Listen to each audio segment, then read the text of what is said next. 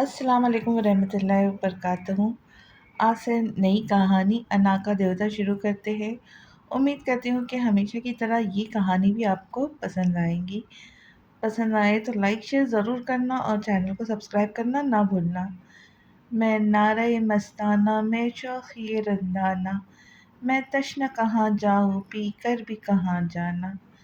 ترنگ سے بہکے بہکے سور لگاتے ہوئے سرد رات کی سنسان سڑک پر چلتا جا رہا تھا۔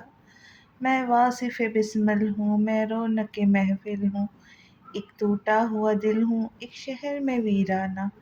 قدم رکھتا کہاں پڑتے کہاں، ڈاوا ڈول شکستہ حال وجود، خمار آلود سرخ آنکھوں کے سامنے اندھیرا سے چھانے لگا تھا۔ وہ رک کر سنسان سڑک کے چار اطراف دیکھنے لگا۔ اتنے میں ایک بلیک جین آسٹن اس کے پاس سے تیزی سے گزری اور کچھ دور جا کر رک گئی۔ وہ لڑکھڑاہٹ زدہ قدموں سے چلتا ہوا گاڑی کے ونڈو پر جھکا تو نشیلی آنکھوں میں تیزی سے شناسائی کے تاثرات ابھرے۔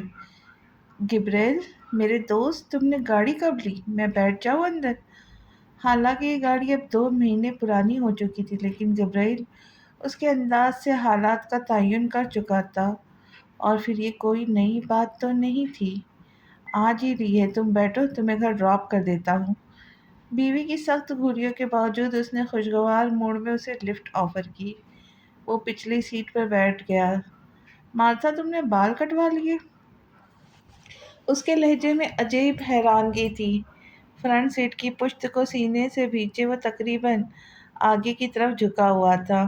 مارتھا نے ادا سے باب کٹ بالوں کو سنوارا تھا۔ کہا، کچھ نہیں، چچے اچھے نہیں لگ رہے۔ گبریل، تم بتاؤ۔ مارتھا کا خون کھولنے لگا۔ گبریل نے لب دباتے ہوئے کہا، مجھے مارتھا ہر اوتار میں خوبصورت لگتی ہے۔ نہیں، تم دل سے نہیں کہہ رہے یار۔ گبریل نے سٹپٹا کر مارتھا کے تاثرات دیکھے اور خاموشی میں ہی عافیت جانی۔ تمہارا گھر آ گیا۔ ڈبل اسٹوری ہاؤس کے سامنے گاڑی روکتے ہوئے گبریل نے کہا، میں سوز محبت ہوں، میں ایک قیامت ہوں، میں اشک ندامت ہوں، میں گوہر یکدانہ۔ وہ گنگناتے ہوئے کار سے نکل کے ونڈو اسکرین پہ جھکا۔ تھینک یو گبریل، اندر آؤ، تم لوگوں کو اچھی سی کافی پلاتا ہوں، میری بیوی بہت اچھی کافی بناتی ہے۔ نہیں یار، پھر کسی وقت صحیح۔ نہیں نہیں، اندر تو تمہیں آنا ہوگا۔ وہ بضد تھا۔ گبریل اختیار ڈالتے ہوئے گاڑی کا دروازہ کھول کر باہر اترا۔ کم از کم جب تک وہ گھر کے اندر نہیں چلا جاتا تب تک وہ نہیں جا سکتے تھے۔ مارتھا پہ جو تاب کھاتی گاڑی سے اتری۔ وہ بیل بجا کر دروازے سے چپک کر کھڑا ہو گیا۔ چہ، مجھے مارتھا بالکل بھی پسند نہیں آئی۔ اس سے پہلے والی اچھی تھی۔ کیا نام تھا اس کا؟ کرسٹی۔ خود تو وہ ہوش میں نہیں تھا، البتہ دوسروں کے ہوش اڑانے سے بھی باز نہیں رہا۔ کرسٹی نہیں تھا۔ گبریل نے دانت پیسے۔ اچھا اچھا، پھر اس سے پہلے والی کا نام کرسٹی ہوگا، اس نے سوچتے ہوئے کہا۔ قہر و غضب کے عالم میں مارتھا گبریل کو گھورنے لگی۔ بیچارہ لب بھیج کر رہ گیا۔ اسی لمحے اچانک دروازہ کھلا۔ وہ جو دروازے کے سہارے ہی کھڑا تھا، دھڑام سے مقابل کے قدم نشین ہو گیا۔ سوری سوری، فوری طور پر اٹھتے ہوئے بولا۔ میں تم لوگوں کا تعارف کروا دیتا ہوں، مارتھا، گبریل۔ گبریل، مارتھا، اوہ سوری، گبریل، زمارہ، گبریل۔ وہ بری طرح سے الجھ گیا، پھر سر جھٹک کر اندر جاتے ہوئے بولا، کافی پیے بغیر مت جانا تم دونوں۔ Have a good night. Thank you Gabriel. وہ چلا گیا تو زمارہ نے ممنوع نگاہ دونوں پر ڈالی۔ ہر بار کی طرح اس بار بھی یہی لفظ اس کے لبوں پر برآمد ہوئے۔ 30 سالہ گبریل ان کا پڑوسی تھا۔ وہ کہ نئی گرل فرینڈز بنانا اس کے سرکل میں ٹرینڈ بن چکا تھا۔ بے تحاشا دولت آ جانے کے بعد اس کا لائف اسٹائل ہی بن چکا تھا۔ اس سے ہٹ کر وہ ایک سلجھی ہوئی شخصیت کا مالک تھا، اس لیے زمارہ کی اچھی الیگ سلیگ تھی۔ وہ سرخم دیتے ہوئے پلٹ گیا۔ اس نے دروازہ مقفل کر دیا۔ اوزان اوندھے منہ صوفے پہ گرا ہوا تھا۔ اس نے ایک سرد اور بے تاثر نگاہ اس کے وجود پہ ڈالی اور اپنے کمرے میں جا کر دروازہ لاک کر لیا۔ برف باری اور دھند میں لپٹی ماسکو کی طویل سڑکیں ہجوم زدہ تھی۔ سبھی کو اپنی منزل پر پہنچنے کی جلدی تھی۔ ایسے میں ایک وہ تھی جو کار تھوڑی دور پار کرنے کے بعد اب پیدل چل رہی تھی۔ اس نے سردی کی نسبت سے سفید ہائی نیک شرٹ اور جینس زیبتن کی ہوئی تھی۔ اس پر لیمن رنگ کا لانگ کوٹ پہنا ہوا تھا۔ سیاہ چشمے نے اس کے ہلوری آنکھوں کی خوبصورتی کو ڈھانپ لیا تھا۔ اس کے ہاتھ میں ایک ناول تھا جسے وہ دوسرے ہاتھ میں منتقل کرتے ہوئے ایف ایم ایس ہولڈنگ کا گلاس وال ڈھکیلتی ہوئی اندر چلی گئی۔ ایک سایہ اس کے تعاقب میں چلتا چلتا رک گیا۔ ریسپشنسٹ ہیل کی ٹک ٹک سن کر اس کی طرف متوجہ ہوئی۔ How can I help you? اس نے ناول کاؤنٹر پر رکھا، پھر چشمہ اتار کر اس پر رکھا اور انگلیوں کے پوروں سے بالوں پر اٹی برف جھاڑتی ہوئی بولی، مسٹر پریزیڈنٹ آفس میں ہے؟ پلیز انہیں بلا دے۔ وہ ضروری میٹنگ میں بزی ہے۔ ہمیں سختی سے تاکید کی گئی ہے انہیں ڈسٹرب نہ کیا جائے۔ اس نے ہاتھ روک کر ریسپشنسٹ کو دیکھا۔ ہماری ملاقات پہلے سے طے ہے، آپ اسے کال کریں۔ انداز قطعی تھا۔ آپ کون میم؟ ریسپشنسٹ نے کچھ جھنجھلاہٹ سے پوچھا۔ میں نہ ان کی وائف ہوں۔ اس نے سادہ لفظوں میں اپنا تعارف کروایا۔ ریسپشنسٹ اسپرنگ کی طرح اپنی نشست سے اچھلی اور تیزی سے نمبر ڈائل کرنے لگی۔ وہ مسلسل ریسپشنسٹ کے چہرے کے اتار چڑھاؤ دیکھ رہی تھی۔ جاب کریڈٹ واپس رکھتے ہوئے معذرت خواہ لہجے میں بولی، سوری میم، مسٹر پریزیڈنٹ نے کسی بھی قسم کی کال لینے سے منع کر دیا ہے۔ اوہ ہو، تو ایسا ہے؟ وہ لب بھیجتے ہوئے بڑبڑائی۔ اپنا چشمہ اٹھایا اور گردن کو ذرا جنبش دے کر آنکھوں پر ٹکایا، جیسے اسے معلوم تھا یہ ہوگا۔ اس میٹنگ کے بعد کیا پلان ہے ان کا؟ وہ کھینچے کھینچے تاثراتوں سے پوچھنے لگی۔ اس کے علاوہ کوئی دوسری میٹنگ نہیں ہے آج۔ وہ ایزل میڈم سے ملنے ہاسپٹل جائیں گے۔ ایزل میڈم کے ساتھ گزاریں گے پورا دن۔ وہ زیر لب بڑبڑائی، یس میم۔ اس کی واضح بڑبڑاہٹ سن کر ریسپشنسٹ نے ہچکچاتے ہوئے کندھے اچکائے۔ Have a good day. اگلے ہی لمحے وہ کہتی تیزی سے ایف ایم ایس بلڈنگ سے نکلتی چلی گئی۔ میم، آپ کیس بک؟ ریسپشنسٹ کی کتاب پر نظر پڑی تو تیزی سے اس کے پیچھے لپکی، مگر تب تک وہ داخلی دروازہ عبور کر کے جا چکی تھی۔ تیزی سے چلتی جا رہی تھی، اس بات سے بے خبر کہ کسی کی بندوق کے نشانے پر ہے۔ پھر اس کے قدموں کی آہٹ سے خائف ہو کر اسٹریٹ پر پھدکتے سارے کے سارے کبوتر ایک دم سے ہوا میں اڑے۔ شارپ شوٹر کا نشانہ چوک گیا۔ تب تک وہ گاڑی میں بیٹھ کر جا چکی تھی۔ ایف ایم ایس ہولڈنگ پوری شان سے اپنا سر اونچا کیے کھڑی تھی۔ گلاس وال سے چھن کر آتی ڈوبتے سورج کی نارنگی کرنیں آفس کے انٹیریئر کو دلفریب منظر بخش رہی تھی۔ اس کے مرکزی کرسی کے عقبی دیوار پر ایف ایم ایس ہولڈنگ کا بڑا سا لوگو نقش تھا۔ رسٹ واچ دیکھ کر وقت کا تعین کرتا ہوا میٹنگ ختم ہونے کے بعد سیدھا آفس آیا تھا۔ گڈ ایوننگ سر، اس نے جواباً خفیف سا خم دیا اور کانچ کی بوتل سے گلاس میں پانی انڈیلنے لگا۔ بظاہر سورج کی ڈھلتی کرنوں کو دیکھتا اسسٹنٹ سے اگلے دن کا شیڈول سن رہا تھا۔ میٹنگ کے دوران آپ کی وائف آئی تھی۔ جیسا کہ آپ نے کال لینے سے منع کر دیا تھا اس لیے وہ واپس چلی گئی۔ اسسٹنٹ نے شیڈول بند کرتے ہوئے اسے آگاہ کیا۔ اس کے چہرے پر ایک دم مایوسی کا تاثر ابھرا تھا۔ اس نے لنچ کا پلان بنایا تھا جس بارے میں وہ خود ہی بھول گیا تھا۔ اوہ، یہ کتاب بھول گئی تھی میڈم، میں نے سوچا آپ کو دے دوں۔ اس نے گلاس واپس رکھتے ہوئے کتاب تھام لی۔ Where love has gone. وہ کتنے دیر تک صد تاثرات سے کتاب کے ٹائٹل کو دیکھتا رہا، پھر کچھ جھنجھلاہٹ بھرے انداز میں میز پہ رکھ دیا۔ کرسی کی پشت سے کوٹ اٹھا کر پہنتا ہوا آفس سے نکل گیا۔ چہرے پر بے نیازی ہی بے نیازی تھی، لیکن اس کی شخصیت پر یہ تاثر سوٹ کرتا تھا۔ وہ ایف ایم ایس کمپنی کا پریزیڈنٹ تھا، حالانکہ کمپنی کا حقیقی مالک اس کا بھائی فہیم مرزا ہے۔ سی ایس ایس میں ٹاپ کرنے کے بعد اس نے ministry of defence M O D میں اعلیٰ عہدیداروں پر اپنا مقام حاصل کیا۔ پہلی اس کی پرسنل جاب تھی تو دوسری پروفیشنل۔ ایک جاب اس کی ذمہ داری تھی تو دوسرا اس کا فرض۔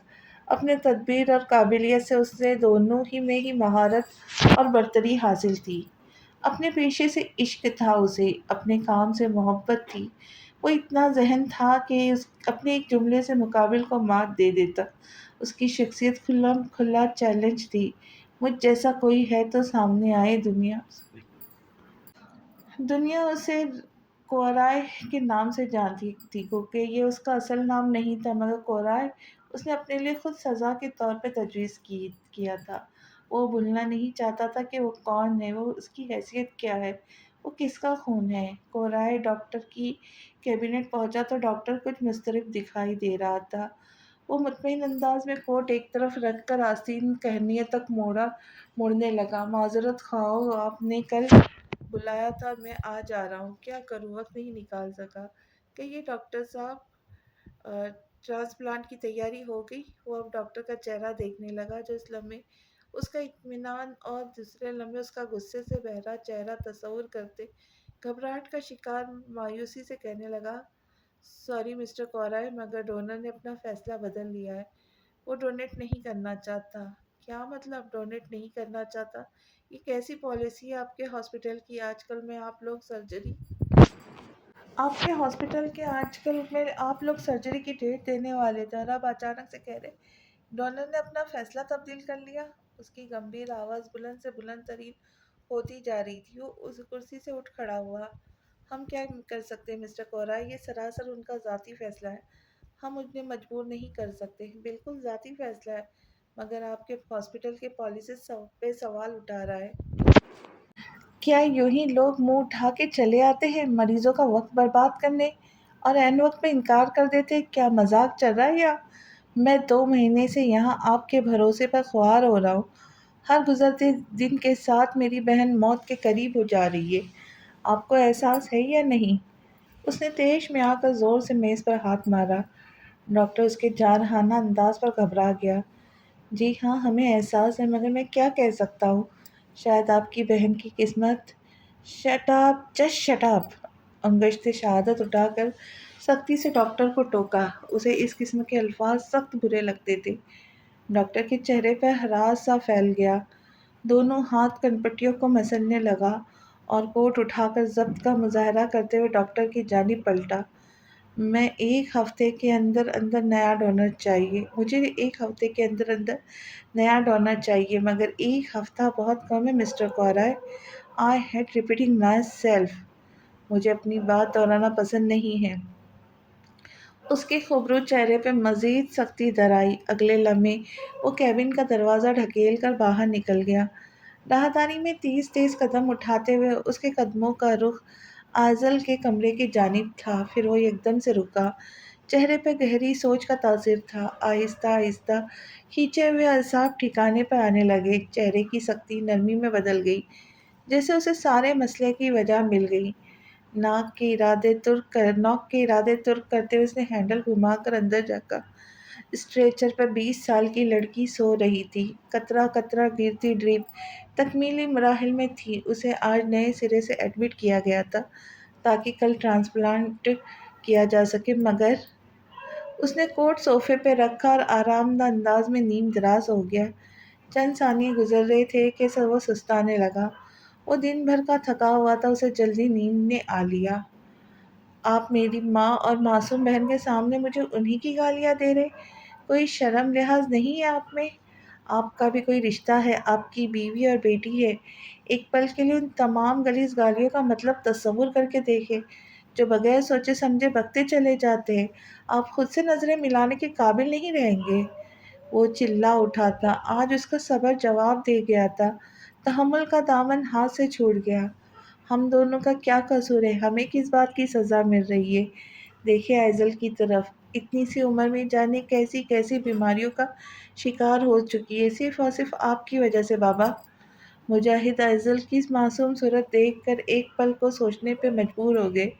اگلے ہی لمحے وہ تاثر زائل ہوتا دکھائی دیا۔ بس بہت ہو گیا، اپنی زبان کو لگام دو اور معافی مانگو مجھ سے۔ وہ وحشانہ انداز میں اسے مارنے کو آئے تھے۔ سفینہ نے بیچ میں آ کر اس کا راستہ روکا۔ احتشام، تم ہی ہوش کرو، اپنے بابا کو غصہ مت دلاؤ، آئزل کو اندر لے جاؤ۔ وہ روک کر بیٹے سے گزارش کرنے لگی، مگر آج وہ ان کی ایک بھی سننے کے موڈ میں نہیں تھا۔ نہیں موم، بہت مار کھا لی آپ نے اور بہت برداشت کر لیا ہم نے انہیں، اب اور نہیں، ان کے ظلم ہم اور نہیں سہیں گے۔ وہ مستحکم لہجے میں کہتا اپنی ماں کو آگے سے ہٹانے لگا۔ مجاہد کو اس کے تیور آگ لگا گئے۔ تمہیں بہت باتیں کرنے آ گئی ہیں، میرے ٹکڑوں پہ پلنے والے مجھے سے زبان درازی کریں گے اب؟ وہ دھمکی آمیز لہجے میں کہتا مارنے کے شے ڈھونڈنے لگے۔ سفینہ کی روح کانپ گئی۔ ہاں تو احسان نہیں کرتے آپ ہمیں کھلا کر، ہر باپ کی ذمہ داری ہوتی ہے یہ طعنہ سن سن کر اندر سے چھلنی ہو چکا تھا۔ آج چیخ چیخ کر کہتے ہوئے وہ پھٹ پڑا۔ دیکھو دیکھو کیسے کینچی کی طرح زبان چل رہی ہے اس ڈیش کی۔ وہ ڈائننگ ٹیبل سے کانچ کا جگ اٹھاتے ہوئے اس کی طرف بڑھے۔ احتشام کی طرف سے دفاع میں لگنے والا ایک دھکے سے اس کا سر ڈائننگ ٹیبل کے تکون سے ٹکرایا تھا اور سر پھٹ کر خون ہی خون فرش پر پھیلنے لگا۔ سفینہ کے لبوں سے دلدوز چیخ نکلی، بابا! وہ ایک جھٹکے سے اٹھ بیٹھا۔ ماسکو کی سخت سردی میں بھی اس کی پیشانی ارکالود تھی۔ وہ مسلسل بابا بابا بڑبڑاتے ہوئے ہانپ رہا تھا، اکھڑی اکھڑی سانسیں لے رہا تھا۔ بھائی آپ ٹھیک ہے؟ آئزل فکر مندی سے پانی کا گلاس اس کی طرف بڑھا کر قریبی صوفے پہ ٹک گئی۔ اس نے چند لمحے آئزل کی معصوم صورت کو تاکا، پھر پیشانی رگڑتے ہوئے آنکھیں صاف کرنے لگا۔ وہ رو رہا تھا، احساس ہی نہیں ہوا۔ جو کام وہ حواس میں نہیں کر سکتا تھا وہ بدحواسی میں ہو جاتا تھا۔ اس سے تکلیف دہ بات اور کیا ہو سکتی تھی؟ اس نے گلاس لبوں سے لگا کر واپس رکھ دیا۔ اب وہ قدرے پرسکون تھا۔ آپ سلیپ پیرالائز کا شکار ہے بھائی۔ کسی بھی قسم کی مصنوعی میک اپ سے آری انابی رنگت والی آئزل آنکھوں میں معصومیت لیے اس سے سوال کر رہی تھی۔ میں شیور نہیں ہوں، اس نے جھوٹ گڑھا۔ میں نے ایک بار بچپن میں آپ کو ماما سے کہتے سنا تھا، تنہائی میں آپ کو سوسائٹیکل تھاٹ آتے ہیں، سوتے وقت بھیانک خواب نظر آتے ہیں، بعض دفعہ وہ خواب اتنے حقیقی لگتے ہیں کہ آپ خوف زدہ ہو جاتے ہیں، اپنے ہاتھ پیر نہیں ہلا سکتے۔ کیا آپ ابھی بھی ایسا محسوس کرتے ہیں؟ اس کا ہاتھ تھامتے ہوئے ہمدردانہ نگاہوں سے دیکھ رہی تھی۔ وہ کہہ نہیں سکا۔ وہ ہر روز اس بیماری سے سفر کرتا ہے۔ وہ ہر روز ماضی کے بھیانک اور ناخوشگوار واقعات اسے تکلیف پہنچاتے۔ وہ سو نہیں پاتا، اگر سو جائے تو اٹھ نہیں پاتا۔ وہ کہہ نہیں سکا، کہا تو بس اتنا ہی، نہیں ایزو ایسا کچھ نہیں ہے، بس کبھی کبھار سر کا درد اور شدید کام کے چلتے ذہنی دباؤ بڑھ جاتا ہے، اس وجہ سے ایسے الٹے سیدھے خواب آتے ہیں۔ وہ نارمل انداز میں کہتے ہوئے اپنا ہاتھ چھڑا کر کوٹ اٹھانے لگا۔ پھر اس نے رسٹ واچ نکالی اور وقت دیکھا۔ آئزل اس کا یقین کر لینا چاہتی تھی، مگر جو اس نے اپنی آنکھوں سے ابھی دیکھا وہ ذہن سے جھٹک نہیں پائی تھی۔ آپ بابا کو پکار رہے تھے بھائی؟ بہت دھیمے سے انکشاف کیا۔ ان سے جڑی ہر شے ہر شے اپنے آپ میں ایک تکلیف دیتی ہے، اذیت ہے میرے لیے، مت ذکر چھیڑا کرو ان کا۔ ٹک کی آواز کے ساتھ اس نے رسٹ واچ بند کی اور اپنا کوٹ اسے پہناتا ہوا سرد لہجے میں بولا، آپ کو وہ یاد آتے ہیں؟ کندھوں پر کوٹ درست کرتے ہوئے اس سے پوچھنے لگی۔ وہ سات پردوں میں بھی اس کی آواز کی نمی محسوس کر سکتا تھا، مگر کچھ کہنے سے گریزا تھا۔ تمہاری وجہ سے پریشان ہو رہی ہوگی۔ اس نے ایسے نظر انداز کیا جیسے سنا ہی نہیں، پھر اس کی کلائی تھامی اور ہاسپٹل کی راہداری سے نکلتا چلا گیا۔ وہ اس کی کیفیت کا اندازہ لگا سکتی تھی، اس لیے دوبارہ سوال کرنے سے اجتناب کیا۔ ہاسپٹل کی پرحرارت پرسکون ماحول سے نکلی تو یکدم باہر کی سردی اس کی ہڈیوں میں گھسنے لگی، جبکہ وہ وائٹ شرٹ میں بھی مطمئن سا چل رہا تھا۔ سردی لگ رہی ہے؟ بہت، وہ ٹھٹرتی ہوئی خود میں سمٹی تھی۔ اس نے بازو دراز کر کے اسے اپنے ساتھ لگا لیا۔ پارکنگ میں گاڑی پہلے سے ہی انتظار میں کھڑی تھی۔ ان دونوں کے لیے دروازہ وا کر دیے گئے۔ ڈی پیلس چلو، حکم صادر کرتے ہوئے اس کے ساتھ بیک سیٹ پر بیٹھ گیا۔ رات کا اندھیرا ہر چیز پر غالب آ گیا تھا۔ ٹیمپریچر -ڈگری سے بھی نیچے تھا۔ برف باری کی سفید چادر پر چودھری کے چاند کی نیلگو روشنی پڑ رہی تھی۔ حد نگاہ سفر رہ گئی تھی۔ شدید دھند کے باعث انڈور ٹاؤن کے سڑکیں خالی اور سنسان تھی۔ لوگ اپنے بستروں میں دبکے ہوئے تھے۔ ایسے میں ایک سایہ ڈی پیلیس کے باؤنڈری وال کو پھلانگ کر اندر آیا۔ وہ کاؤچ پہ نیم دراز کتاب پڑھ رہی تھی۔ سامنے ٹیبل پر کافی کا کپ خالی تھا۔ جب الفاظ دھندلانے لگے تو اس نے آنکھیں مسلتے ہوئے کتاب بند کر دی۔ ہتھیلی کی پشت سے جمائی روکتے ہوئے وقت دیکھا۔ اسے بھوک کا احساس ہو رہا تھا۔ سارا دن اس نے ڈھنگ سے کچھ کھایا نہیں۔ ایک عرصے سے کھانے کے معاملے میں لاغر اور بے پرواہ ہو چکی تھی۔ ایف ایم ایس ہولڈنگ سے واپسی پر ایک دوست کی طرف چلی گئی تھی۔ شام گئے لوٹی۔ کچھ دیر ریسٹ کرنے کے بعد جو کتاب کھولی، وقت گزرنے کا احساس ہی نہیں ہوا۔ بالوں کو دو چار بل دے کر جوڑے کی شکل دی۔ کتاب اٹھائی، ریک میں ترتیب سے رکھی گئی کتابوں کے بیچ سجا دی، جو اس کے ذوق کا منہ بولتا ثبوت تھی۔ کتابیں اس کا شوق تھیں، مصورے اس کا جنون تھا۔ اس کے علاوہ اسے موسیقی، نیچر سے بھی بہت لگاؤ تھا۔ ڈی پلیس میں باقاعدہ نوکروں کی فوج تھی، مگر اسے فرق نہیں پڑتا تھا۔ وہ اپنے کام خود سر انجام دیتی تھی۔ اس نے کیبن سے پاستا نکالا اور پین میں پانی ڈال کر بوائل ہونے کے لیے رکھ دیا۔ پاکٹ سے فون نکال کر جیا کا نمبر پش کرتے ہوئے کاؤنٹر پہ سلیقے سے ٹکا دیا۔ سیاہ نقاب پوش اس کے تعاقب میں کچن تک پہنچ گیا تھا۔ بیرونی دیوار سے چپک کر کھڑا بالکنی کا لاک کھولنے کی کوشش کرنے لگا۔ ایک دو پل گزرنے کے بعد فون کی اسکرین پر 7 سالہ بچی کی تصویر ابھری۔ اس وقت کیا بنا رہی ہے پھپھو؟ بہت اچھی خوشبو آ رہی ہے۔ ہاں ہاں، پاستا بنا رہی ہوں، تم کھاؤ گی؟ مجھے بھی پارسل کر دینا، اس نے ندیدے پن سے کہتے ہوئے معصوم صورت بنائی۔ باہر برف باری ہے، تم تک پہنچتے برف کی سیل بن جائے گا۔ خیر یہ بتاؤ کیسی ہو، کیا کر رہی ہو؟ اس کا موڈ ایک دم خوشگوار ہو گیا۔ کلک کی آواز کے ساتھ لاک کھل چکا تھا۔ نقاب پوش اب اندر داخل ہو رہا تھا۔ میں بالکل ٹھیک ہوں، آپ کو اور ماما کو بہت مس کر رہی تھی۔ ابھی ہوم ورک کر کے فری ہوئی ہوں۔ بھائی میں تھک گئی ہوں پڑھ کر۔ وہ شاپنگ کرتے ہوئے فون کی طرف پلٹی۔ تو ایسا کرتے ہیں، اس ویکینڈ پر آؤٹنگ کا پروگرام بناتے، تو میں اور تمہاری ماما، کیا کہتی ہو؟ او پھپھو، آپ بہت اچھی ہیں۔ اس کی چہکتی ہوئی آواز سن کر وہ ہنس دی اور بولی، جانتی ہوں زیادہ خوشامد کرنے کی ضرورت نہیں ہے۔ وہ چاپ کی گئی سبزیوں پین میں ڈالنے لگی۔ آپ کے پیچھے پھپھو یہ کون ہے؟ جیا کی ہراساں سی آواز اس کے کان سے ٹکرائی۔ کسی کی موجودگی محسوس کر کے ریڑھ کی ہڈی میں سنسناہٹ محسوس ہونے لگی۔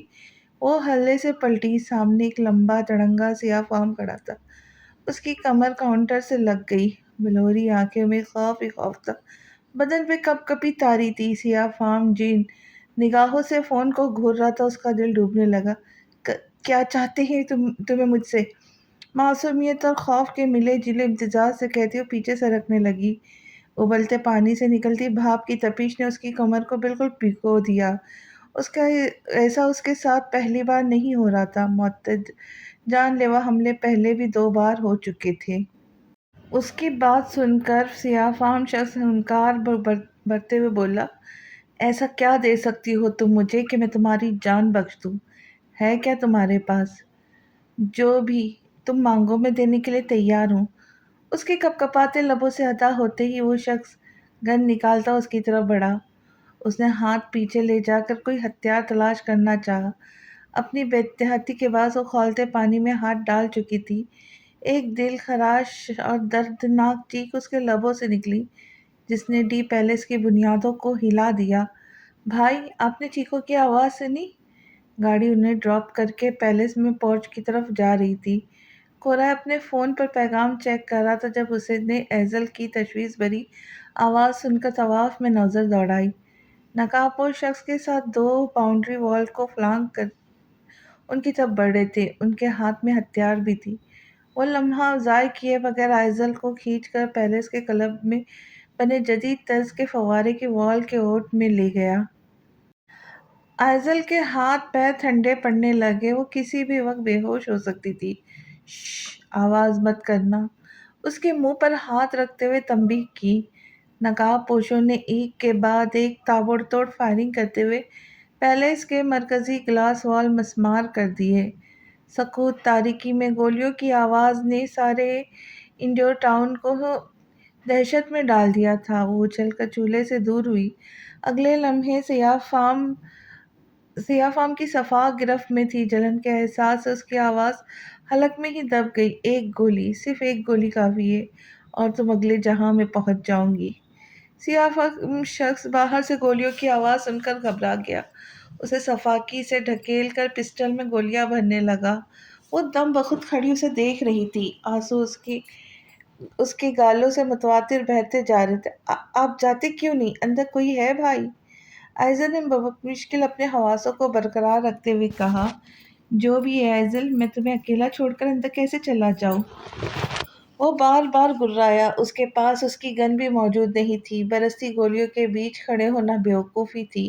وہ ایک دم غصے میں آ گیا۔ بھائی کیسی بات کر رہے؟ بھابھی اندر ہے، میں نے ابھی ان کے چیخنے کی آواز سنی ہے۔ وہ دنگ رہ گیا، پھر جلدی فون اس کے ہاتھ میں دیتے ہوئے بولا، یہاں سے ہلنا مت جب تک میں واپس نہیں آ جاتا۔ وہ تیزی سے بھاگتا ہوا پیلس کی پچھلی عمارت میں داخل ہوا۔ کچن کا منظر دیکھ کر اس کی سانسیں تھم گئی تھی، قدموں کو بریک لگا۔ سیاہ فام اس کی بیوی پر بندوق تانے کھڑا تھا۔ وہ بے حس و حرکت اس کے سامنے کھڑی تھی۔ سیاہ فام شخص اس پر نشانہ لگاتے ہوئے کہنے لگا، شور مت مچانا، یہ قصہ تمہارے ساتھ ہی ختم ہوگا، یہ تم بھی جانتی ہو۔ اگر تم نے شور مچایا تو طواف میں لاشوں کے انبار لگ جائیں گے۔ اس کی آنکھیں خود بخود بند ہونے لگی۔ اسے اپنے آس پاس اس شخص کا چہرہ منڈلاتا نظر آ رہا تھا۔ خوبصورت نیلی آنکھیں، چوڑی پیشانی پہ پڑتی بھورے بالوں کی چند لٹیں، خوبرو چہرہ۔ ہر پل، ہر دم، ہر سانس کے ساتھ اس کی آنکھوں میں، اس کی یادوں میں جلوہ افروز ہونے کو تیار رہتا۔ آج اس کے ساتھ ان یادوں کا بھی وصال ہونے والا تھا۔ وہ چپ چاپ موت کو گلے لگانے کو تیار کھڑی تھی، اپنی دفاع میں کچھ کر کیوں نہیں رہی تھی۔ زلف! وہ چیخا۔ اس کی آواز میں بے بسی تھی، تڑپ تھی۔ اس نے دوڑتے ہوئے راہداری کو پیار کیا۔ سیاہ فام شخص نے گھبرا کر گولی چلا دی، البتہ اس کا نشانہ چک گیا۔ وہ شخص فوراً وہاں سے بھاگ گیا۔ گولی کی آواز پر اس کے قدم لڑکھڑائے۔ وہ گرتے پڑتے اس کے پاس پہنچا اور اپنے پورے قد کے ساتھ زمین پوز سو گئی۔ زلف! زلف! آنکھ کھول لو، پلیز آنکھیں کھولو۔ وہ ہانفتے کانپتے اس تک پہنچا۔ اس وقت اسے کچھ سجھائی نہیں دے رہا تھا۔ اس نے نیپکن اٹھا کر اس کے کندھے پر رکھا جہاں سے خون ابل ابل کر آ رہا تھا، پھر چیختے ہوئے ایزل کو ہلانے لگا۔ تب تک ملازم جاگ چکے تھے۔ ایمبولینس کو کال کرو۔ اس کی بلند و بالا دھاڑ پر سب تیزی سے حرکت میں آ گئے۔ ڈاکٹر فرات، آپریشن ہو چکا ہے، آپ جلدی سے آ جائیں۔ روم میں لاکر سے ٹیک لگائے آڑا ترچا زمین پر پڑا تھا۔ اسے دیکھ کر ڈاکٹر بالا نے تشویش بھرے لہجے میں کہا، ڈرگز لی ہے نا تم نے پھر سے؟ نہیں تو؟ اس نے خمار آلود پلکیں واہ کر کے اس کا دھندلا چہرہ دیکھا۔ اس کی سرخ آنکھیں، لہجے کی واضح لڑکھڑاہٹ، ابتر اور خراب حالت نے بخود سب بیان کر دیا تھا۔ تمہارا انکل سے دوبارہ جھگڑا ہوا ہے؟ ڈاکٹر حالہ نے ہمدردی کے تحت اس کی شانوں پر ہاتھ رکھا۔ ہوں، میرا کوئی باپ نہیں، سب مر چکے ہیں میرے لیے، وہ تزی قابض لہجے میں کہتے ہوئے درستی سے اس کا ہاتھ ہٹا کر اٹھا، دروازے کی طرف بڑھا۔ اب کہاں جا رہے ہو تم؟ ڈاکٹر حالہ نے لگبگ کر اسے روکا۔ میری سرجری ہے، وہیں جا رہا ہوں، شان سے بتاتے ہوئے ہینڈل پہ ہاتھ رکھا، جسے ڈاکٹر حالہ نے انتہائی غصے سے جھٹکتے ہوئے کہا، تم مجھے پاگل کرنا چاہتے ہو لڑکے؟ پہلے ضد بضد ہو کر تم نے اس بچی کا کیس مجھ سے لیا، اب سرجری کے عین موقع پر یہاں نشے سے چور بیٹھے ہو، بتاؤ کیا کروں میں تمہارا؟ اس نے دانت پیستے ہوئے اسے جھنجھوڑا۔ زیادہ باتیں سنانے کی ضرورت نہیں، جا ہی رہا ہوں میں، اپنے کام سے اچھی طرح واقف ہوں میں۔ فرات نے ناک سے مکھی اڑاتے ہوئے اس کے ڈانٹ سے خائف ہو کر کہا، کیا کروں گی تم جا کر؟ اپنے پیروں پر تو ٹھیک سے کھڑا ہوا نہیں جا رہا تم سے۔ 12 گھنٹے کی میجر سرجری ہے، اوٹی سرجن کو پتہ چل جائے گا۔ تمہیں کیا لگتا ہے ایک بچی جو پہلے ہی زندگی اور موت کی جنگ لڑ رہی ہے، اسے میں تمہارے حوالے کر دوں گی؟ ہرگز نہیں فرات مرزا۔ اس نے لفظ بلفظ جتا کر تنزیہ سے کہا تو فرات کو شدت سے احساس ہونے لگا۔ ٹھہرو، اب مجھے سوچنے دو، تم مجھے ریپلیس کر دو اس سرجری میں۔ فرات نے حل پیش کیا جس پر وہ گہرے طنز سے پوچھنے لگی، اور میں چیف کو پیشنٹ کے پیرنٹس کو کیا جواب دوں گی؟ کہہ دینا ڈاکٹر فرات کا ایکسیڈنٹ ہو گیا اور وہ مر گئے۔ وہ اپنی بات کا مذاق اڑاتے ہوئے خود ہی تلخی سے ہنس دیا، جیسے وہ سب تو دودھ پیتے بچے، میں کھاؤں گی اور سب مان جائیں گے، ہے نا؟ اور اپنے فضول آئیڈیاز اپنے پاس رکھو، کوئی معقول اس وجہ سوچنے دو۔ وہ پریشانی سے سر تھام کر رہ گئی۔ یقین نہیں کریں گے، وہ زیر لب بڑبڑاتے ہوئے میز پر رکھی چیزیں کھنگالنے لگی۔ پھر اس کی نظر ونڈو شیل پر پڑی جو گارڈن ایریا کی جانب کھلتی تھی۔ اس نے زور سے اپنا سر ونڈو شیل پر دے مارا۔ چھناکے کی آواز سن کر ڈاکٹر ہالہ اچھل کر اپنی نشست سے اٹھی۔ فرات، کیا کیا تم نے؟ ہیلپ، کوئی ہے؟ اس کی آواز پر نرسز اور اسٹاف دوڑتے ہوئے آئے تھے۔ کسی نے چیف ایگزیکٹو کو بھی خبر کر دی۔ وہ فوراً وہاں پہنچے تھے۔ یہ سب کیسے ہوا؟ پتہ نہیں چیف، جب میں یہاں آئی تو ڈاکٹر فراز زخمی پڑے تھے، شاید حادثاتی طور پر ونڈو گلاس ٹوٹ گیا۔ ڈاکٹر ہالہ کی سانسیں ضرورت سے زیادہ تیز تیز چلنے لگی۔ جھوٹا بیانیہ دیتے وقت اس کی پیشانی عرق آلود ہونے لگی، جسے چھپانے کے لیے طواف میں دیکھنے لگی۔ ڈاکٹر فرات کی آج سرجری تھی۔ اوہ ہاں، میں تو بھول ہی گئی۔ کیا میں اسے ریپلیس کروں چیف؟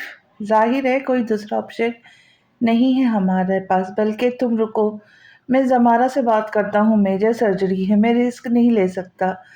سینئر سرجن کا موجود ہونا بہت ضروری ہے، وہ بغور ونڈو گلاس کا معائنہ کرتے ہوئے کہہ رہی تھے۔ ڈاکٹر ہالہ کا دل اچھل کر حلق میں آ گیا۔ تو میں جاؤں چیف؟ ہاں تم جاؤ، وہ سرسری سا بولے، جبکہ نظریں ہنوز ونڈو سیل پر مرکوز تھی۔ ڈاکٹر ہالہ لب بھیج کے رہ گئی۔ جاتے جاتے وہ رکی اور بولی، آپ بھی چلیں نا، خدا نہ خواستہ یہ کاچ آپ کو بھی زخمی نہ کر دے۔ سمجھ نہیں آ رہا یہ حادثہ ہوا کیسے؟ وہ بڑبڑائے۔ ڈاکٹر ہالہ کے ہاتھ پیر کپکپانے لگے۔ اسے لگا ابھی وہ اس کا جھوٹ پکڑ لیں گے۔ اینی ویز بیسٹ آف لک، میں سینئر سرجن سے بات کرتا ہوں، تب تک تم فرات کی جگہ سنبھالو۔ ڈاکٹر فرات کو بھی دیکھنا پڑے گا، کہیں گہری چوٹ نہ آئی ہو انہیں۔ وہ کہتے ہوئے روم سے نکل گئے۔ ڈاکٹر ہالہ نے اپنی رکی ہوئی سانسیں بحال کی اور تیزی سے ڈرگس کی شیشیاں اٹھا کر کوٹ کی جیب میں ڈال لی اور دروازہ بند کر کے کمرے سے باہر نکل گئی۔ چند ثانیہ بعد وہ حواس باختہ سے پھر اسی کمرے میں داخل ہوئی۔ ڈرگس کی شیشیاں پیروں سے چکنا چور کر کے ڈسٹ بن میں ڈالی، اسکارف درست کرتے ہوئے طویل سانس لے کر اڑے ہوئے حواسوں کو بحال کیا۔ وہ اس شخص کے لیے اتنے جوخم اٹھا رہی تھی۔ جانے کیوں، صبح جیسے ہی اس کی آنکھ کھلی وہ تیزی سے اٹھ بیٹھا۔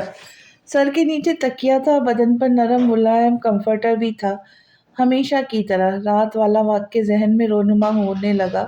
اس نے سر تھام لیا، زد و پرچیمہ، پا شکستہ ہارے ہوئے انسان کی طرح تھا۔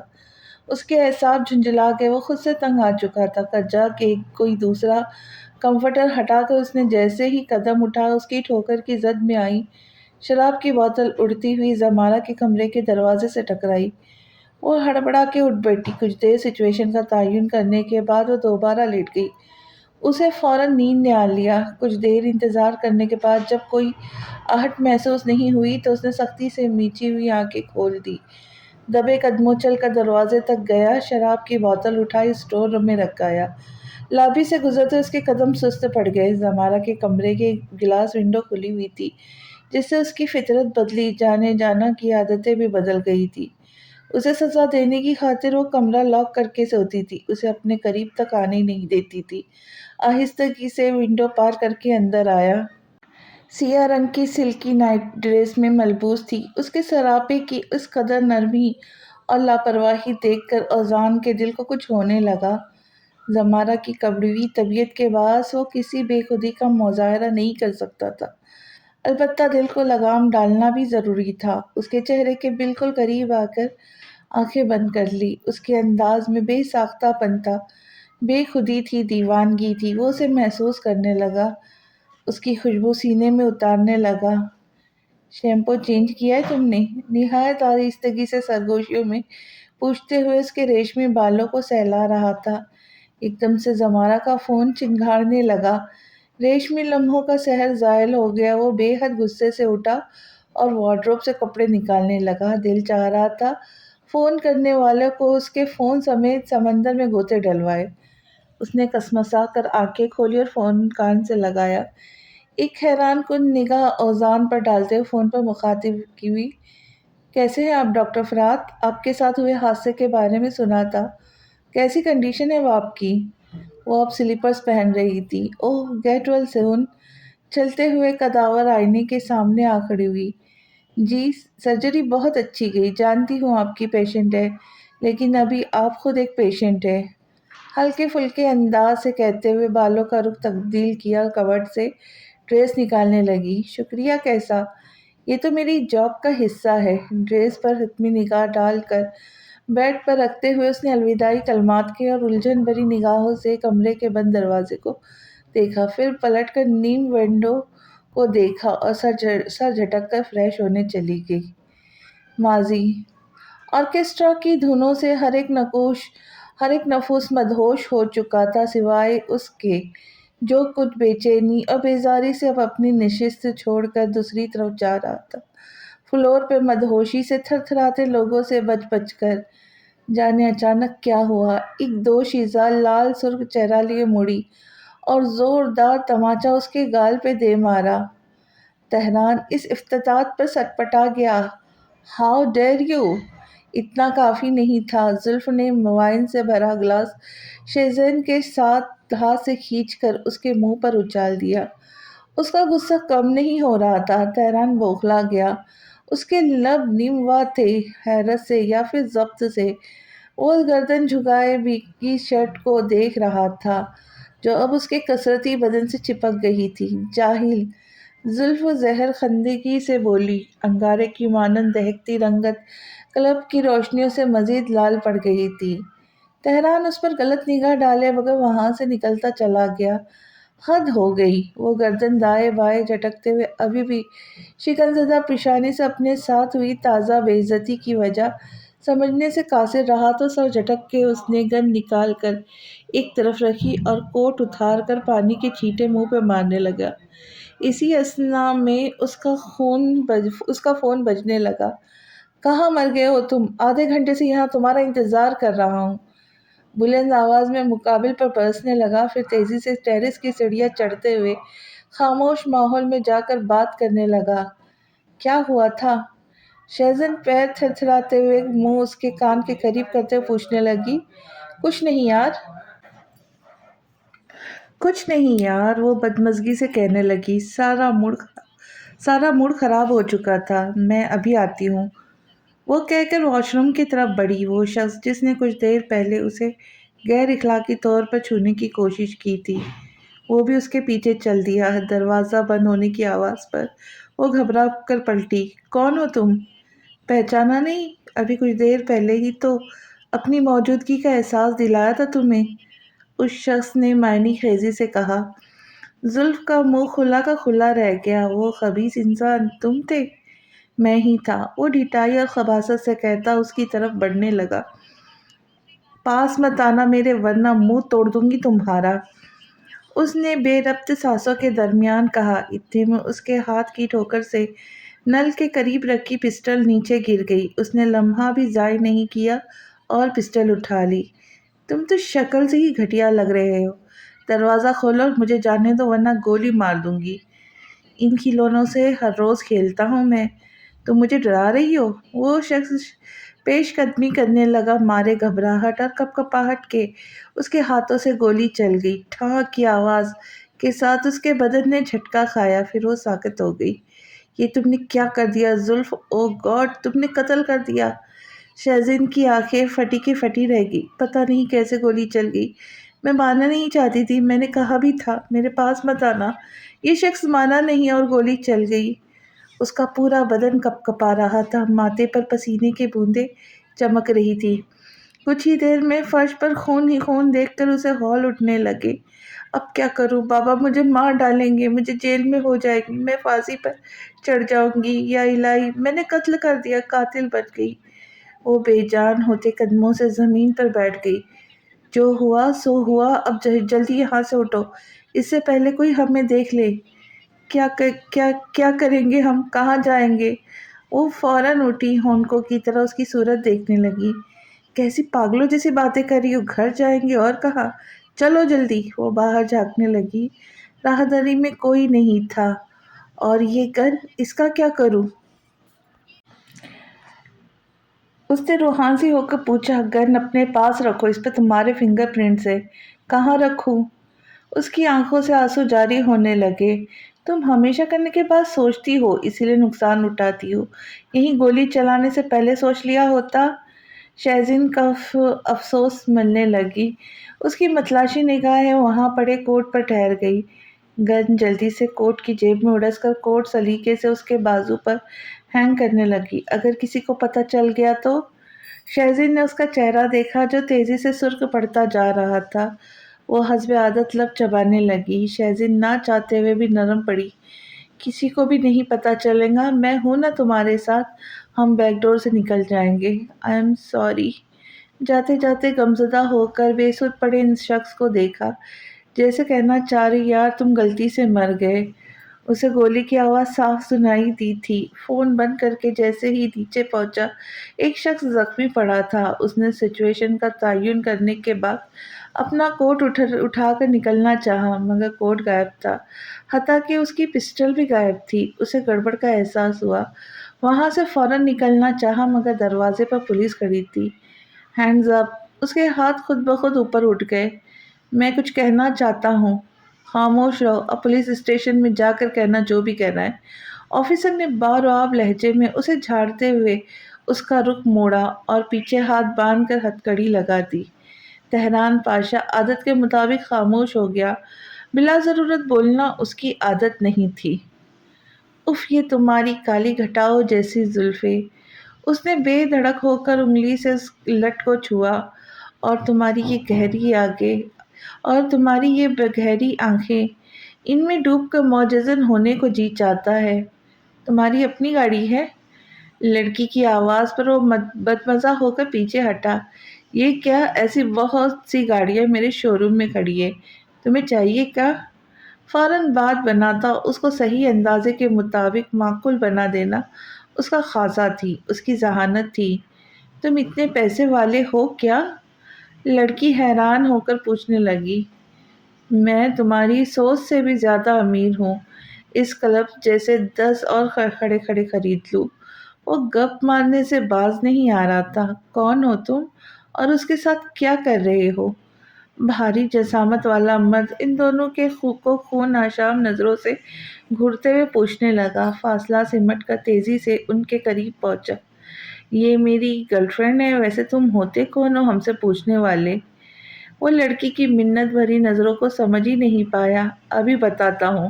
وہ شخص اس کی گردن پکڑتے ہوئے اٹھانے لگا۔ لڑکی رفو چکر ہو چکی تھی۔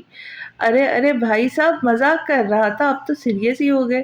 ہاتھ ہے، مذاق بھی نہیں سمجھتے آپ تو۔ بکواس بند کرو، تمہیں ابھی بتاتا ہوں میری بیٹی کے ساتھ عشق لڑانے کا انجام۔ ایک صحت مند سا مکہ اس کی پسلیوں پر مار کر وہ شخص پولیس کو فون کرنے لگا۔ انکل، سٹیا گئے ہو کیا؟ واللہ مذاق کر رہا تھا، آپ کی بیٹی سے میرا کوئی واسطہ نہیں۔ وہ دونوں ہاتھوں سے درد کو دباتا ہوا دہائی دینے لگا۔ اتنے میں پولیس آ چکی تھی۔ یہ شخص کلب میں آ کر لڑکیوں کو ہراس کر رہا تھا۔ اسے کڑی سے کڑی سزا دے آفیسر، اس نے الزام پر تڑپ کر کہا۔ میں ایک پڑھا لکھا انسان ہوں آفیسر، ان کی بیٹی مجھ سے فلرٹ کر رہی تھی۔ اتنے میں یہ موصوف آ گیا اور مجھ معصوم پر ہاتھ اٹھا دیا۔ اس نے دانت کچکچاتے ہوئے موٹے شخص کو دیکھا، جس پر اس شخص کا خون کھولنے لگا۔ بس بکواس کر رہا ہے یہ۔ وہ شخص اس کی طرف بڑھا۔ دیکھا، سچے انسان کو تو دنیا یوں ہی ڈرا دھمکا کر چپ کروا دیتی ہے، اس نے مظلوم صورت بناتے ہوئے کہا۔ انسپکٹر بری طرح سے الجھ چکا تھا۔ اس نے اداکاری ہی ایسی کی تھی؟ پھر اسے چاروں نہ چار موٹے شخص کے استفسار پر گرفتار کرنا پڑا اس نے بھی راستے میں ایسے ایسے طریقوں سے انہیں رام کیا کہ آفیسر نے اسے کچھ ہی دوری پر لے جا کے چھوڑ دیا۔ ایسی لڑکیوں سے بچ کر رہا کرو برخوردار، ورنہ ایک دن بڑی مصیبت میں پھنس جاؤں گے۔ اور تاکید کرتے ہوئے گاڑی آگے بڑھا لیے۔ جی سر جی، حد درجہ معصومیت سے جواب دینے لگا۔ خبیث کی اولاد پسلیاں ہی توڑ دی میری۔ جتنی گالیاں یاد تھی اس نے دل میں سب اس موٹے شخص اور اس کی بیٹی کو دے ڈالی۔ ذرا جھک کر چلتا ہوا کاٹیج کی طرف چل دیا۔ ایسی حالت میں گھر نہیں جا سکتا تھا۔ سرخ ڈوریوں والی ہیل سے پیر آزاد کرتے اس نے ہیل باؤنڈری وال سے اندر پھینکی۔ چھوٹی سی دیوار پھلانگ کر اندر کود گئی۔ پوری عمارت تاریکی میں ڈوبی ہوئی تھی۔ واچ مین کو نیند سے اونگتے دیکھ کر اس نے شکر کا کلمہ پڑھا اور تیزی سے لاؤن سے گزر کر اپنے کمرے میں چلی گئی، اس بات سے بے خبر کہ شرمین کی نگاہ اس پر پڑ چکی ہے۔ اندر سے دروازہ لاک کرنے کے بعد اس نے سکون کا سانس لیا۔ آنکھیں بند ہوتے ہی اسے مردہ شخص کا تصور دماغ میں گھومنے لگا۔ اس نے فوراً آنکھیں کھولی اور بڑبڑا کر سوئچ پر ہاتھ مار کر ساری بتیاں روشن کر دی۔ پل پل کسی وجود کا احساس زرد پڑنے لگا۔ وہ خوف سے کانپنے لگی۔ گن نکال کر ایڑیوں کے بل کمرے میں گھومی جیسے چھپانے کے لیے جگہ کم پڑ گئی ہو۔ پہلے ڈرار میں رکھی، پھر بیڈ کے میٹرس کے نیچے چھپا دی، پھر نکالی واش روم کے کیبٹ میں چھپا دی، اب پھر نکال لائی تھی۔ دل کسی طور پر مطمئن نہیں ہو رہا تھا۔ اس نے کبٹ میں کپڑوں کے تہہ کے نیچے رکھی اور کوٹ بھی وہیں اڑس دیا، پھر دبے قدموں اپنے بستر پر لیٹ گئی۔ آج اس نے لائٹ آف نہیں کی تھی۔ اسی لمحے اس کا فون تھرتھرانے لگا۔ وہ حلق کے بل چیختے ہوئے بستر سے اٹھی۔ شہزین کالنگ دیکھ کر اس نے فون اٹینڈ کیا، مگر تبھی کمرے کا دروازہ بجنے لگا۔ زلفو بیٹا، تم ٹھیک ہو نا؟ اس نے مزید پریشانی سے دروازے کو دیکھا۔ شرمین کو سب پتہ چل جائے گا، وہ بابا کو بتا دیں گی، پھر اس کی شامت کو آنے سے کوئی نہیں روک سکتا۔ سوچتے ہوئے وہ موٹے موٹے آنسو اس کے گالوں سے پھسلے۔ کچھ دیر بعد شرمین جواب نہ پا کر واپس لوٹ گئی۔ مجھے بہت ڈر لگ رہا ہے شہزی۔ حلق میں آنسوں کا فندہ سا لگ گیا۔ اب پکڑے جانے کے خوف کے ساتھ ساتھ ندامت کا احساس بھی اس کے وجود کو اپنی لپیٹ میں لینے لگا۔ ڈرو مت یار، بی بریو، تمہاری حالت کہیں سارا پول نہ کھول دے۔ شہزین کی آواز سن کر وہ مزید ڈر گئی۔ اسے لگا شرمین دروازے کے اوٹ میں چھپی اس کی ساری بات سن رہی ہوگی۔ زلف، سن رہی ہو؟ ہوں، ہاں۔ ڈرو مت، میں صبح آؤں گی تم سے ملنے، اب سو جاؤ۔ وہ اس بات میں سر ہلا کر تیزی سے فون رکھ کر بستر میں دبک گئی اور کمفرٹر سر تک اوڑھ لیا۔ بیزاری چھائی ہوئی تھی۔ گھڑی؟ اس نے لاک اپ سے نکلتے ہوئے پہلے آفیسر سے پہلا سوال کیا۔ وہ اپنی چھوٹی چھوٹی چیزوں کا خاص خیال رکھتا تھا۔ کون سی گھڑی؟ آفیسر نے یوں لا علمی ظاہر کرتے ہوئے کندھے اچکائے جیسے آج سے پہلے گھڑی لفظ سے واقفیت ہی نہ ہوئی ہو۔ میری گھڑی، جو میں نے حوالات میں جانے سے پہلے تمہیں دی تھی، اس نے لب بھینچتے ہوئے کہا۔ نہیں ملیں گی، بھول جاؤ اب۔ وہ چند لمحے سپاٹ نظروں سے آفیسر کو گھورتا باہر آیا، پھر فولادی مکہ اس کے جبڑے پہ جڑ دیا۔ آفیسر دھڑام سے نیچے گرا۔ ٹیبل پر انبار کی صورت رکھی تمام فائلیں یک بیک زمین پر ڈھیر ہو گئی۔ کنٹرول یور سیلف تہران، یہ پولیس اسٹیشن ہے۔ دلاور پاشا کیبن میں سے اٹھ کر اس کی طرف لپکے، تندی سے بولے، میری گھڑی؟ اس نے سب کو نظر انداز کر کے بس اتنا ہی پوچھا۔ آفیسر نے کڑی نظروں سے گھڑی گھورتے ہوئے گھڑی اس کے ہتھیلی پہ رکھ دی۔ دلاور پاشا پلٹ کر بیل کے پیپرز پر سائن کرنے لگے، تب تک وہ باہر نکل چکا تھا۔ کیا ہوا تھا؟ وہ ڈرائیونگ سیٹ سنبھالتے ہوئے پوچھنے لگے۔ پتہ نہیں، سب اچانک ہو گیا۔ میں کال لینے گیا تھا، جب میں واپس آیا تو ایک آدمی زخمی تھا، میری پسٹل بھی غائب تھی۔ اس نے بالوں سے نہ معلوم گرد جھاڑتے ہوئے نارمل انداز میں جواب دیا۔ دلاور پاشا خاموشی سے ڈرائیونگ کرنے لگے۔ مر گیا وہ آدمی؟ کچھ دیر کی خاموشی کے بعد اس کی آواز سنائی دی۔ زندہ ہے، مگر سچویشن کریٹیکل ہے۔ گولی سیدھے ہاتھ چلائی گئی، پر تم لیفٹی ہو۔ اس نے بیل منظور ہو گئی۔ اس نے سر اس بات میں ہلا دیا۔ مجھے ہائی وے پر اتار دے، میں کاٹیج جاؤں گا۔ دلاور پاشا نے سرد بیزار کن لہجے میں بولے، مہینے میں 2 بار تمہاری کاٹیج ٹرپ ہوتی ہے، تمہارا دل نہیں بھرا کیا؟ بس بھی کرو، اب تمہارا بھی ایک گھر ہے، ماں ہے، بہن ہے، باپ ہے، بزنس ہے، آفیسوں کے ہزاروں کام ہے۔ گھر آ جاؤں گا بابا، اس نے اکتا کر صرف اتنا ہی کہا۔ ہر بار کی طرح دلاور پاشا نے سڑک کے ایک طرف گاڑی روک دی۔ اس کیس کے بارے میں ٹینشن مت لینا، میں ہینڈل کر لوں گا، اب کی بار وہ نرمی سے گویا ہوئے۔ تہران سر ہلا کر باہر نکل گیا۔ اونچے نیچے ہموار راستوں سے گزر کر اب وہ گھنے جنگل میں سفر کر رہا تھا۔ دائیں بائیں سبز سبز گھنا جنگل تھا، بیچ میں صاف اور کشادہ سڑک تھی جو کاٹیج تک جاتی تھی۔ تیز چلتے ہوئے کاٹیج کے قریب رک گیا، جیب میں ہاتھ مارتے ہوئے چابی ڈھونڈنے لگا، مگر چابی تو کوٹ کی جیب میں تھی یا پھر پینٹ کی جیب میں سے کہیں گر گئی، اسے یاد نہیں رہا۔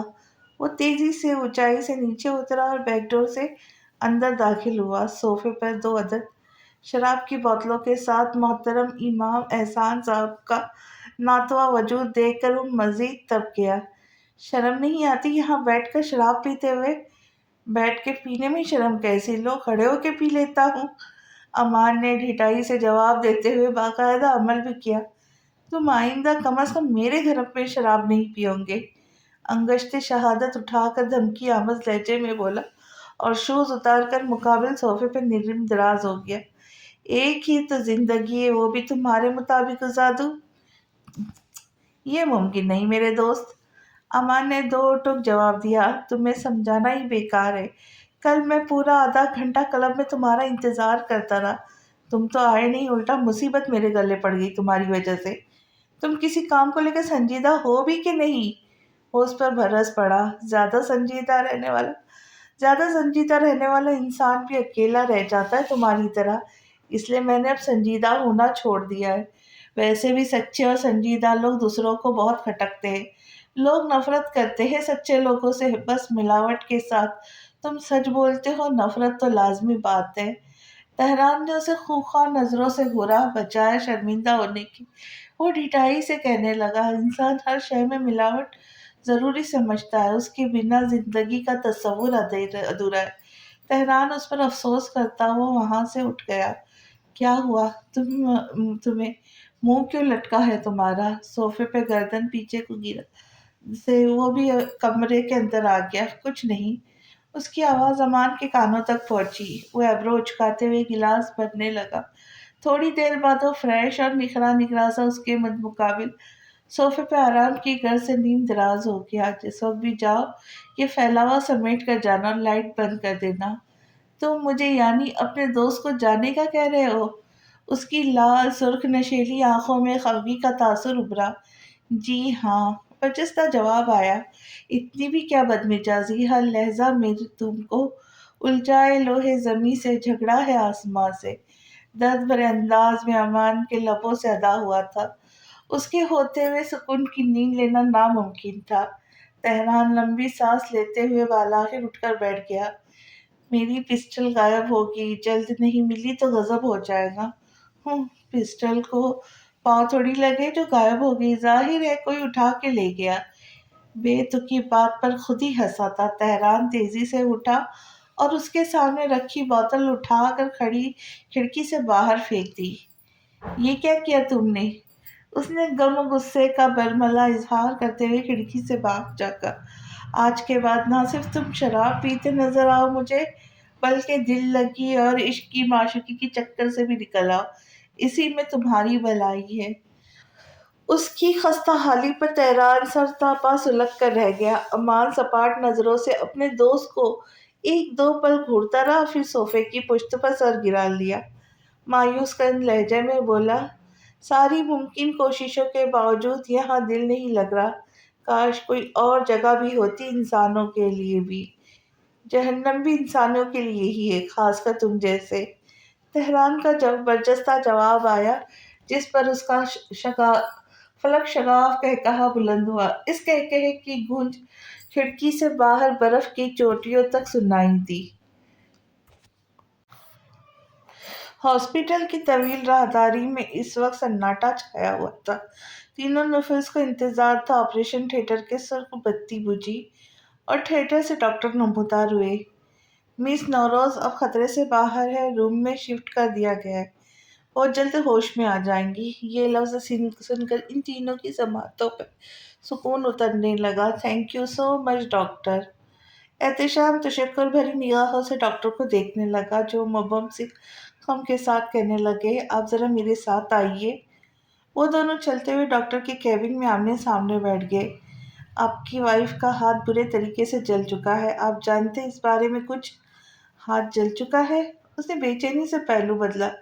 जी हाँ, शायद हादसाती तौर पर, या फिर जो हादसा उस वक्त पेश आया उससे यही लग रहा है कि सस्पेक्ट आपकी वाइफ को टॉर्चर करना चाहता था। इतने अरसे बाद उसे शदीद तैश आ रहा था। दिल की कैफियत अजीब सी होने लगी। ये सब उसकी लागर्जी और बेइत्तेहाती का नतीजा था। जुल्फ पर पहले भी 2 बार जानलेवा हमला हो चुका था। उसे हिफाजती इकदामात उठाने चाहिए थे।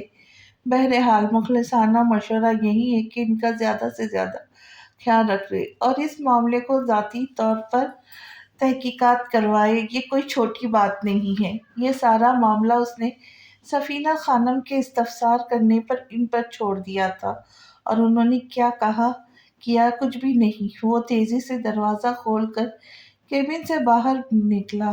क्या कह रहे थे डॉक्टर? सफीना खानम के चेहरे पे ताज्जुब था।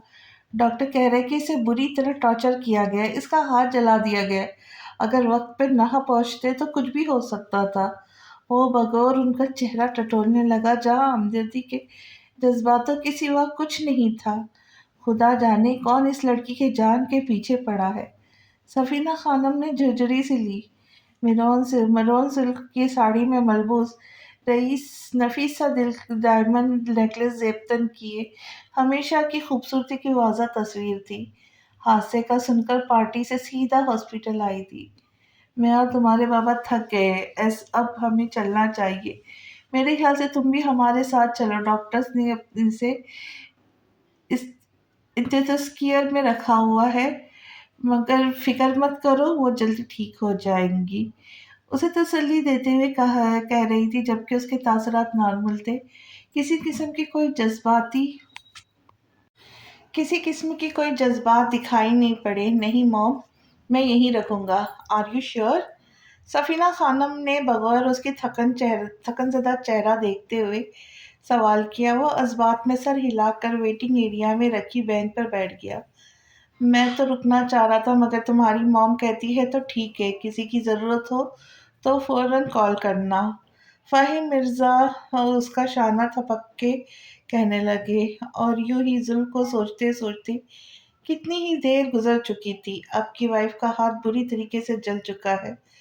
सस्पेक्ट आपकी वाइफ को टॉर्चर करना चाहता है था। हवा के झोंके के मानिंद एक पर एक जुमले उसकी समातों में गूंजने लगे। उसका बेखौफी से पिस्टल के निशाने पर बंद आंखों के साथ खड़े रहना बार बार उसके जहन में क्लिक हो रहा था। भाई की आवाज पर उसने चौंक कर ऊपर देखा। बालों को मेसी बनकर सर पर जमाए, सर्दी की निस्बत से ऊनी लिबास पहने हुई थी। हाथों में 2 हॉट कॉफी के कप लिए मुंतजर निगाहों से उसे देख रही थी। तुम क्यों आ गई एजल? तुम्हारी तबीयत पहले ही खराब है, तुम्हें आराम करना चाहिए था। मैं ठीक हूँ, और आपके साथ तो और ठीक हो जाती हूँ। मेरी छोड़े, ये बताए भाभी कैसी है? ऑपरेशन कामयाब रहा, मगर अभी तक होश नहीं आया। आप परेशान न हो, जल्दी ठीक हो जाएंगी। उसकी उतरी हुई सूरत देखकर आइजल ने ढारस बंधाई। मुझे दूसरी बातें परेशान कर रही है आइजल। कॉफी का सिप लेते हुए गहरी संजीदगी से जवाब दिया। कैसी बातें? जब वजह मिल जाएंगी तब बताऊंगा। फिलहाल मैं श्योर नहीं हूँ। अब तुम घर जाओ, तुम्हारा यहाँ रुकना ठीक नहीं। मगर अभी तो मैं आई हूँ, मैंने भाभी को भी नहीं देखा है। सुबह देख लेना। उसका अंदाज दो टुक था। ठीक है, मगर आप भी अपना बहुत ख्याल रखना, खतरा अभी भी टला नहीं है। ठीक है अम्मा, भी चले, मैं आपको बाहर तक छोड़ दूँ। उसके सर पर प्यार भरी चपत लगाते हुए कॉफी का कप उठा साथ साथ चलने लगे। ओह! सफ़ीना खानम होश में आ चुकी है गालिबन। उसने पार्किंग में लगी 2 सियाह गाड़ियों को देखते हुए तंज़ किया। तुम्हारी सेफ्टी के ख़्याल से किया होगा ये इंतज़ाम भी उन्होंने। वो नॉर्मल अंदाज में कहने लगा, उसे सफ़ीना खानम से कोई शिकायत नहीं थी। वो अपनी गफलतों पर शर्मिंदा था। ड्राइवर ने उसे दूर ही से सलाम झाड़ा। उसने ज़रा सा हाथ बुलंद किया, राइज़ल की तरफ पलटा। रास्ते में कहीं रुकना मत और सीधा पैलेस जाना। वो हाथ हिलाते हुए वहां से रुखसत हो गई। एहतशाम भी पलट कर हॉस्पिटल के अंदर आ गया। तुम्हारी तबीयत ठीक है? हाँ हाँ, बिल्कुल ठीक हूँ मैं। कुछ भी तो नहीं हुआ मुझे। शर्मीन की खोजती निगाहें उसे बुरी तरह खौफजदा कर गई। मैं देख रही हूँ तुम ठीक से खा नहीं रही, और रात भी तुम्हारे कमरे से चीखने की आवाजें आ रही थी। शर्मीन ने कहते हुए कमाल हसन की जानिब देखा। जब जुल्फ को देख रहे थे वो सटपट आ गई। मैं दरअसल डर गई थी। किससे? ख्वाब से, मतलब बहुत भयानक ख्वाब देखा था जिसकी वजह से मैं डर गई थी, उसने जल्दी जल्दी कहा। वो बेचैनी से बार बार घड़ी देख रही थी। किसका इंतजार कर रही हो? शर्मीन के सवाल खत्म होने में ही नहीं आ रहे थे। शेजी के साथ यूनिवर्सिटी जाने का प्रोग्राम है।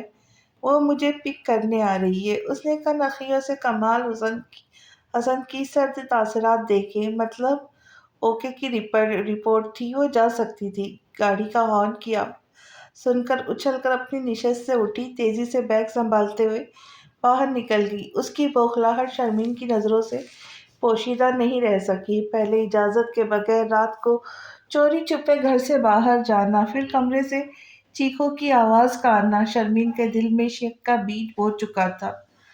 यूनिवर्सिटी जाने के बजाय सीधा उसी क्लब में आ गई थी। मारे तजस्सुस और परेशानी की जान निकलते जा रही थी। मैंने सुना है रात में कई कत्ल हो गया। अंदर की बेचैनी को कम करने के लिए उसने यहाँ वहाँ से टोल लेना शुरू किया। शहज़िन के मना करने के बावजूद वो क्लब के बाहर खड़ी गार्ड से बड़े उस दोस्ताना अंदाज में दरियाफ्त कर रही थी। बिल्कुल क्लीन है मैडम। अब मसले की कोई बात नहीं, कातिल गिरफ्तार हो चुका है, अब बेधड़क यहाँ आ जा सकती है। कातिल गिरफ्तार हो गया? उसके हलक में कांटे चुभने लगे। कौन, कब और कैसे गिरफ्तार हो गया? उसने बुलातरद्दित पुलिस स्टेशन का रुख किया। तेहरान पाशा को स्टेशन की सीढ़ियां उतरते देखकर उसके कदम खुद ब खुद थम गए। ये तो वही शख्स था जिसे उसने क्लब में थप्पड़ मारा। हो ना हो बेचारा यहाँ भी उसकी वजह से फंसा होगा। उसने कांस्टेबल को आवाज लगाते हुए जाहिरी नॉर्मल अंदाज में पूछा, ये शख्स जो अभी यहाँ से गया है, क्या नाम है इसका? तेहरान पाशा। क्या इल्जामात है उन पर? पता नहीं, शायद कत्ल का इल्जाम था। एक रात से यही था। आज बेल हुई है। कांस्टेबल पलटकर अपनी निशस्त पर जा खड़ा हुआ। वो भी वो अभी भी जो की तो वहीं जम कर रह गई। फिर कुछ सोचते हुए टैक्सी में सवार हुई। इस गाड़ी के पीछे चलो। पहली किस्त आपको कैसी लगी अना का देवता की, ज़रूर बताइएगा, और फीडबैक में अपने कमेंट ज़रूर दीजिएगा। कहानी पसंद आ रही हो तो लाइक और कमेंट ज़रूर शेयर ज़रूर कीजिएगा। नए आने वालों से गुजारिश है चैनल को सब्सक्राइब करें और बेल आइकन का बटन ज़रूर दबाएं। मिलते हैं अगली किस्त में इंशाल्लाह जल्दी ही। अल्लाह हाफिज़।